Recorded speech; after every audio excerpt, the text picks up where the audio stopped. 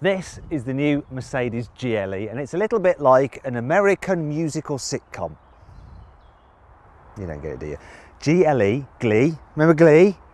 My intro jokes are getting worse and worse. Now, if you'd like me to stop them, just let me know in the comments box below and I will listen to you. Anyway, there is something slightly American about this German SUV. It does feel more American than its key competitors like the BMW X5 and the Audi Q7, and it's actually priced in between those two as well. It starts from just under £56,000, but you can save an average of over £6,000 off a GLE through carwow. So if you click on the pop-out banner up there or follow the link below the video, you can go to carwow to make sure you're paying a fair price for your new car and see what offers you can get from our trusted dealers. Let's start this review by talking about the new GLE's design. This car may not be beautiful, but it has plenty of presence. Lots of shiny bits of trim. So there's a shiny, shiny here, shiny, shiny there, shiny, shiny there. Yes, it's got lots of jingle jangle jewellery. It looks expensive and it also looks massive. For instance, as standard, you get 20-inch alloy wheels and they look kind of small. Thankfully, you can upgrade to 22 inches. Then there's more jingle jangle shininess along here, the roof bars and the running boards, and yeah, it all looks super tough. You know, if this car had a job, it'd be a bouncer at the Ritz. I like the front of it as well. Loads and loads of attitude, that huge Mercedes badge. I also like this pin effect grille. It's really, really cool, and there's more shiny bits down here. This looks like a car that is owned by someone who's rather wealthy. Hopefully, it's as successful on the inside. So the design is quite nice, actually. I like the fact that you get this stitched fake leather on the dash. It feels natural to me. Don't know why you need real leather. You have it down here as well. Also, this open pore wood trim is really nice. It's better than like the shiny glossy trims that you get because they scratch way too easily. However, I'm a little bit disappointed by these vents. The ones in like lower down Mercedes, like the A-Class, I like these cool turbine design. This is just a little bit more meh. Though there is shiny bits about the place and more shiny here and more shiny here. Like the outside, then it's shiny, shiny, shiny, shiny, shiny. And some of the stuff you touch feels really expensive, like the metal window switches and the door handles. But then other bits, not so much. For instance, inside the actual door handle, which you will touch, some really cheap, nasty plastic. Scratchy down here. And look at this rear view mirror. I mean, it's awful. It's like out of some kind of Dacia or something. And this particular panel, it wobbles a bit, yet this bit, the center console, is solid as a rock. Now, you do find that in Mercedes that they can look really good and parts are great, but other parts just don't feel as posh as, say, in a BMW X5, but generally it is rather nice. And the thing that really dominates the interior anyway is this, look, this huge digital display. And that brings me on to this car's equipment list. But for that, we need to go into geek mode. Geek mode. As standard, the GLE gets this huge infotainment screen with inbuilt satellite navigation and a digital driver's display, which is just glorious. It also gets the AMG line styling body kit, which is very aggressive, plus high performance headlights with high beam assist. There's black Napa leather seats too, and the fronts are heated. Then there's a reversing camera, which is very handy, and lots of safety kit to prevent you having an accident in the first place, such as auto emergency braking. On the entry-level 300D version of the GLE, you can get the 7-seat equipment line package for £2,000, and it includes 4-zone climate control instead of the normal 2, and a third row of seats. However, this pack does come as standard on all higher levels of GLE. Being a Mercedes, there are lots of option packs available, such as the premium equipment line for over £4,000, which includes a panoramic glass sunroof, a wonderful Bumister sound system, and a not so wonderful air freshener system. Poo. Then there's a Technology Plus pack, which includes this rather bright and lovely heads-up display and augmented reality for the satellite navigation system. That uses a live camera feed from the front of the vehicle, and it shows that image on the screen inside the car and superimposes graphic directions over it so you never get lost. I absolutely bloody love it. Finally, for £1,700 you can get the Driving Assistance Pack, which includes an automatic cruise control to keep you a safe distance from the car in front, and it'll even steer to keep you in lane. Though you shouldn't drive with your hands off the wheel because that's dangerous. Look, Mum, no hands. Way! Dangerous. Oh. Right, that's enough of that. Far too much information to remember. Let's continue with the review by critiquing this car's infotainment system. The left-hand screen controls all the major infotainment functions, and you can operate it using the trackpad and shortcut buttons between the two front seats. Or you can use the control button on the left side of the steering wheel, or voice commands, though this method is limited, and the system doesn't always understand what you're saying, especially if you're a Midlander like me. Now, you can just press the display itself, as it works as a touch screen, though this is harder to do while you're driving. The screen itself though is super sharp, very bright and reasonably responsive, though the mapping doesn't scale as quick as most smartphones. The menus are however super easy to find, and the inbuilt satellite navigation system dead simple to operate, while inputting destinations and waypoints is pretty quick. You also get live traffic information, but it's just not as good as that you get with Waze or Google Maps, which you can use from your phone if you have the tech pack fitted to the car, though Apple CarPlay and Android Auto don't fill the screen, so it looks a little bit odd when you're using it. Then there's the second screen and the digital dials. They're extremely clear and you navigate through them using the controls on the right hand side of the steering wheel. You can see everything from the assistance systems to the telephone, navigation, trip information, radio, media and service information all on this one screen. It's really, really good. And you can choose between 4 different display styles. I think I prefer the classic one. Overall, I really like Mercedes' latest infotainment system. I think it's very, very good. It is right up there with the very best. Right up there, believe it or not, with BMW's iDrive. But if you do want to see what the iDrive is like in the BMW X5, this car's main rival, then click up there on the pop-out banner to watch my in-depth video review of that car. Now though, we need to talk about the connectivity. So underneath here, you have 2 USB-C charging points there. How very modern. And of course you can get wireless charging for your mobile phone. Then underneath here, there's another USB-C socket and a little cradle where you can hold your mobile phone, and some storage area as well. Speaking of storage areas, the glove box is only okay because some of it's taken up by this air freshener. Lovely. There are a couple of cup holders here and you might be thinking, well, what happens? Look, that's fine for a cup of coffee, but that's all a bit loose and yeah, that's just going to fall over. Don't you worry, Mercedes have thought about that. You just press that button and these little grippers hold it nice and tight. And then the door bins are massive, huge. You can put loads of stuff in those door bins. The only thing is that they're not lined like they are in some cars, so things might rattle about a little bit in there. And generally, like, the layout is very, very good in this car. I like the fact you have a little thing to rest your hand on when you're using the infotainment system. That's really nice. Now, some people might confuse that for the gear selector and start pulling on it, going, why won't I get it in drive? That's because Mercedes has the gear selector up here on the steering wheel, which is very American, but also very sensible because you can just flick from drive, park and reverse, dead simple, when your hands are on the wheel. Speaking of which, driving position, very, very nice. Lots of adjustment in the steering wheel, but it moves with all the urgency of an octogenarian. Very slow and steady. And there's lots of adjustment in the seat. Now I was reaching down there because that's where it is on most cars, which is quite fiddly. It's actually much better up here. Much easier to use and get to, and you can even alter the headrest electrically and extend the base out as well. Don't worry, you'll soon get used to it. And yeah, even if you're small, you can jack it up quite high so you can see over this dash because the dash is relatively high. Now let's hop out of the car and into the back seats. So, first of all, let's explore the knee room. That's knee room explored, and it's very, very generous. Now, if you need to stretch out, if the person in front of you has their seat in the lowest position, you can't quite squeeze your feet under their chair, but if they raise it up a bit, you can. In terms of headroom, no complaints at all about that. This car has a glass roof. Normally that reduces the headroom, but doesn't matter here, there's loads of it. Now, as standard, the GLE is a 5-seater, but you can get a 7-seater upgrade. If you do that, you get electrical operation of this middle row of seats. So you can slide them forwards, you can slide them backwards, you can make them more upright or less upright and do the headrest. Basically, you can do pretty much what you can with the front seats, and it is then super, super comfy. You also have massive windows, a decent window line. It's not too high so kids can see out.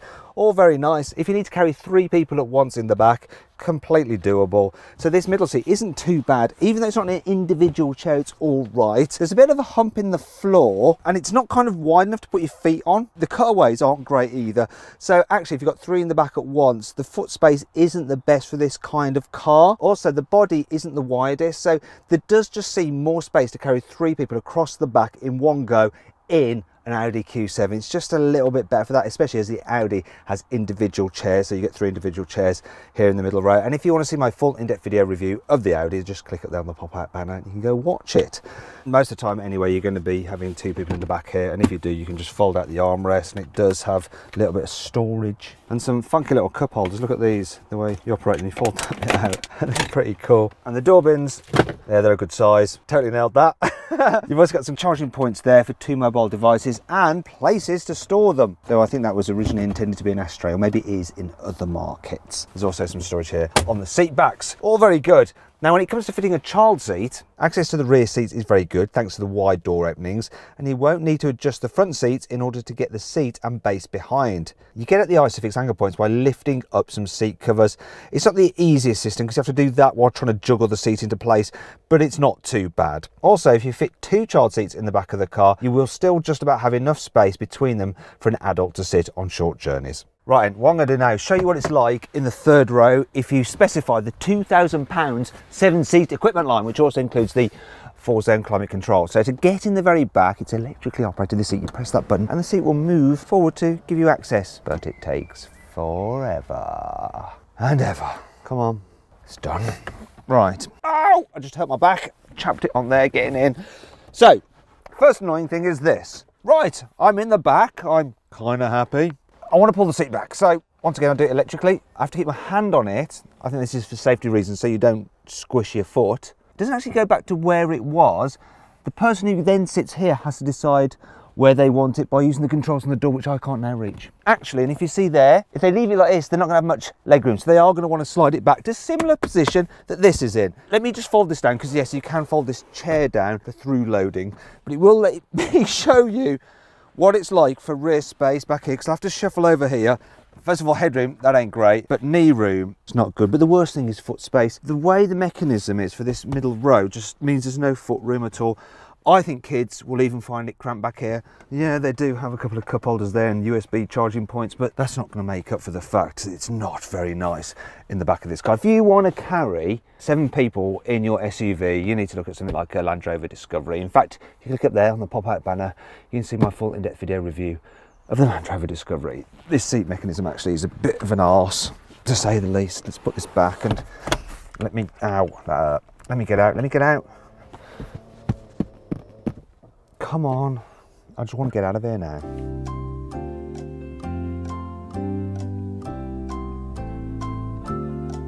Look, see, it's not moving back into its place. I have to do this on the door. I'm so bored, I think I'm just going to die from it. Right, let's do the boot. Hopefully this isn't going to be so stressful, but I have my doubts. So in 7-seater mode, you haven't got much space in the boot. Oh yes, and you have a nice scuff plate as well, so you don't scratch things as you're moving items in and out. Now, I want to show you what it's like in 5-seater mode, but oh no, those seats are too far back. Right, what I have to do is move the bases forward, so I'm going to go back round here. Bear with me, people, bear with me. So yes, I'm pressing the button on the door to move it forward just a touch. Come on, move forward. And of course, I've got to do the one over this side as well. Really? Imagine trying to do this when you're trying to get away on holiday or something like that and you've got a car full of angry kids. Hopefully that's forward enough now. Please go down. Yes. And then you have, look, a large boot area. So the capacity may be less than a Volkswagen Touareg, but it's slightly more than a BMW X5.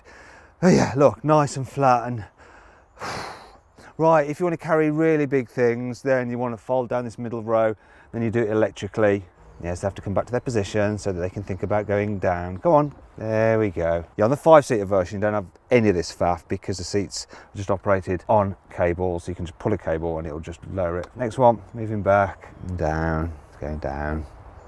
Then we have this flat load area, which is actually quite good. I think I'm gonna have a lie down. I'm gonna just have a break. With all the GLE's rear seats folded, there's a huge amount of space. So enough room for 3 large boxes, 15 small boxes, and a further 2 small suitcases. You can also fit a bike inside without having to take a wheel off. And the GLE's large opening and flat floor make it a doddle to get everything inside. With the middle row of seats in place, there's room for large and 2 small suitcases under the load cover. Or you'll easily get a set of golf clubs plus a pushchair in there all together. Then, if you have the 7 seats in place, you'll be able to squeeze in a couple of small suitcases in side by side, but only just. So yeah, this car may be impressive in what it can actually carry, but messing around with those seats in this 7-seater model is an absolute nightmare. And that brings me on to 5 other annoying things about the Mercedes GLE. If you have bottles in the door bin, it's a little bit awkward to get at the boot release or the button for the tow hitch. So you're gonna have to get them out of the way. These running boards do look pretty cool, but they just extend out a little bit too far. It means that whenever you're getting it in or out, you're always rubbing the backs of your trousers over them and they'll get dirty, and so will your trousers, and oh my God, you're gonna have to wash your clothes more often than you planned. These are some of the most convincing fake exhausts I have ever seen, but they will not fool the carwow stick of truth. Both me and the stick are thoroughly disgusted by these. As well as operating the voice commands by pressing a button, you can activate it by saying the car's brand name. That does mean that the system just chimes in if ever you mention the word Mercedes. How can I help you? And that happens, but then she doesn't do anything that you ask, and she always interrupts you. Turn the temperature down. Will it do it? Come on. Can you say that again, please? It never understands you or does what you ask. It's annoying! You have to be really sensitive and gentle with the fuel filler cap, because if you try to do it too hard, it just won't shut every time. Thankfully, this car has plenty of cool features to help make up for all this. Here's 5. When you turn up the temperature on the climate control, the ambient lighting glows red to signify it's getting warmer. When you make it cooler, it glows blue. In fact, this car comes with 64 different colours of ambient lighting, and you can mix and match throughout the cabin. You can control the passenger seat here from the driver's side, so it's handy. If someone has left it in an annoying position, you can just put it back where you want it. Good old Mercedes, you can store the parcel shelf underneath the false floor. Brilliant, brilliant, brilliant. That's not going to save it from being chucked in the bushes though. I'm now having to get the parcel shelf back because it's gone really deep into this thorny bush. Ah, it's got my nipple! Oh, I'm now! All but the entry-level 300D version of the GLE get air suspension, and you can raise or lower it by toggling this knob. The towing assistance pack includes a pop-out rear tow hitch like this. It'll also control the car's steering automatically for you when you're trying to reverse a trailer, so it's much easier to do than normally. Okay, so now let's talk about engine choices on this GLE. The range kicks off with a 300D, which is what this car is, and it has a 2-litre 4-cylinder diesel with 245 horsepower, and it can go from 0 to 60 in just over 7 seconds. Then there's the 350D, which has a 3-litre straight-six diesel engine with 272 horsepower and can do 0 to 60 in under 7 seconds. Then there's the same engine but tuned to 330 horsepower in the 400D, and that can do 0 to 60 in just under 6 seconds. But if you want a petrol, there's the 450, and that has a 3-litre straight-six as well, and that has 370 horsepower, and it can do 0 to 60 in about 5.5 seconds. There will eventually be a 4-litre twin-turbo V8 in the fire-breathing AMG version of this car, but it's not available yet. Now, all GLEs come with a 9-speed automatic gearbox as standard, and of course, all-wheel drive. So, pricing. This 300D AMG Line 7-seater would normally be £58,000, but I've just plugged the details into the carwow configurator, and I've got an offer back for just over £52,000, so a saving of around £5.5 grand, which is quite useful. Now, if you want to try our configurator, just click up there on the pop-out banner or follow the link below the video. Now it's time to take the GLE for a test drive, and let's start with what it's like in town. All models, apart from the 300D, get air suspension as standard, though bizarrely, this 300D is fitted with air suspension, and you won't be able to get it with it. It'll just be on normal springs and dampers, so a bit of an odd one. What I can tell you though is that the air suspension is brilliant. Really good over speed humps, really good over potholes. I like it a lot. Shame it doesn't come with the 300D. Now the steering is nice and light. One thing I'm not so keen on though are the brakes. So you press the pedal and nothing really happens, and you press a bit more and you suddenly come into a halt. Can't fault the turning circle though.